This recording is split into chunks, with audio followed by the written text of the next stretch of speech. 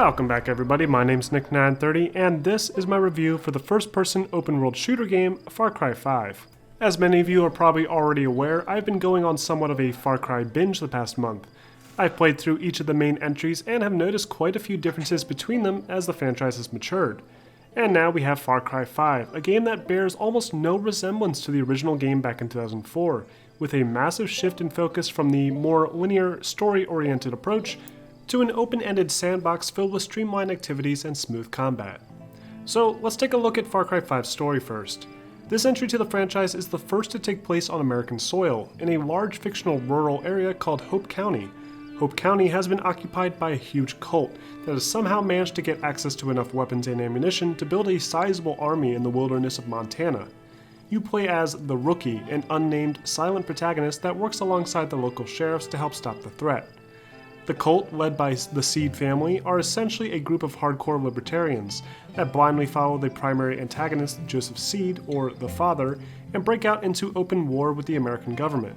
Now, it does seem a little far-fetched that no word is getting out of this region to the National Guard, even with the cult doing its best to cut off the communication.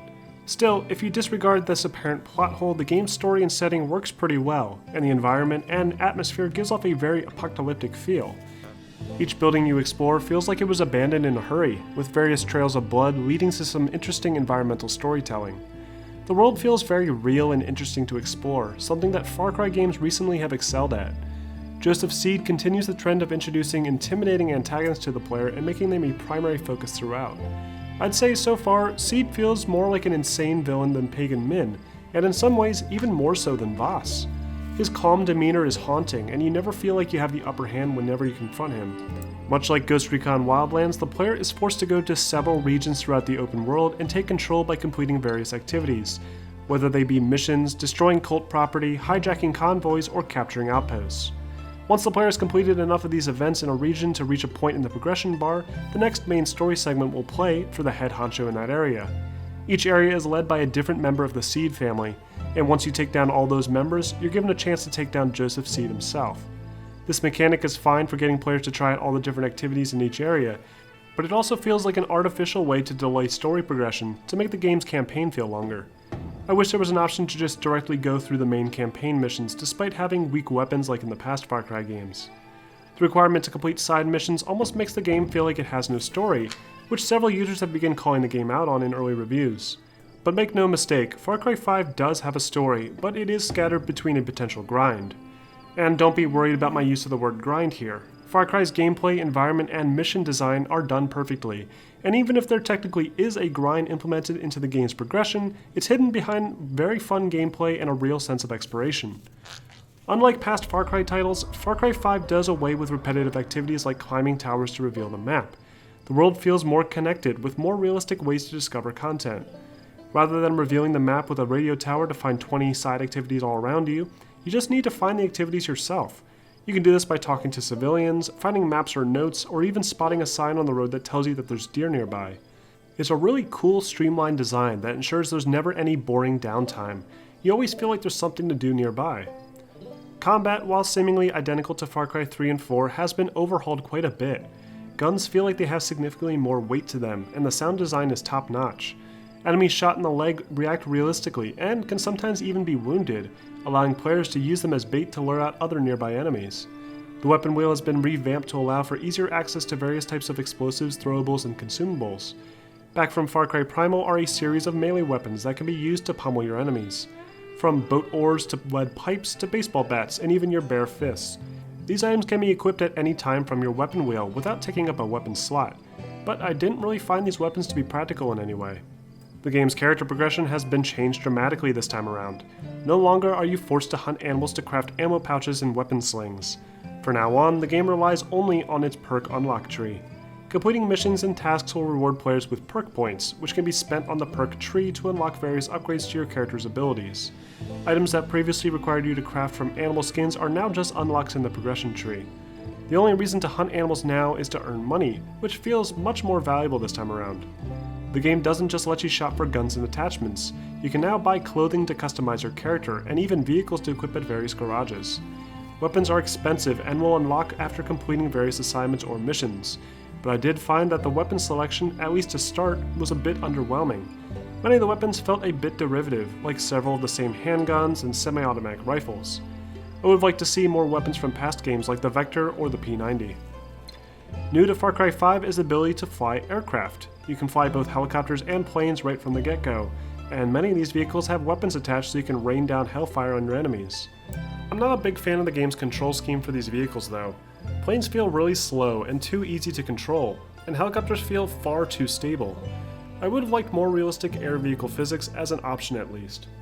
Far Cry 5 also expands on the guns for hire option that was introduced in Far Cry 4.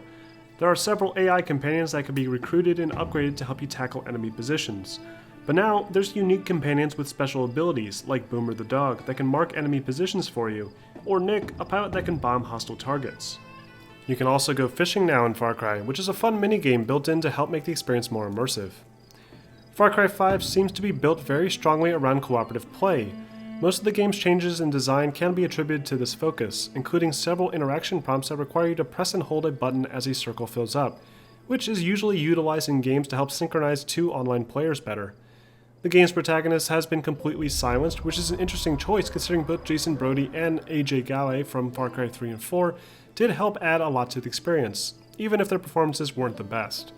I think taking this element away hurts the game's story element quite a bit, and is what I mean by the game focusing more on its sandbox elements as opposed to its plot. This change could also be attributed to the game's focus on cooperative play, as now players can customize their character's appearance and clothing freely without having to worry about consistency. Cooperative play is unlocked after completing the game's introductory sequences, and allows players to play through not just the side activities, but everything together, including main story segments. This is a cool feature, but I personally became a fan of Far Cry because of the idea of being alone in the wilderness and fighting off tons of enemies like Rambo.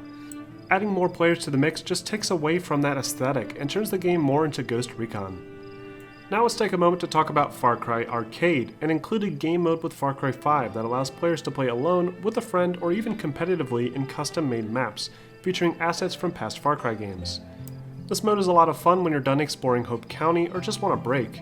You can sneak around and take out enemies at a snowy outpost, or jump online and compete against other players in fan remakes of maps from Call of Duty games. It works much better than it did in previous Far Cry games, and while it may not be as polished as other online shooter experiences, it's still a fun break from the open world experience.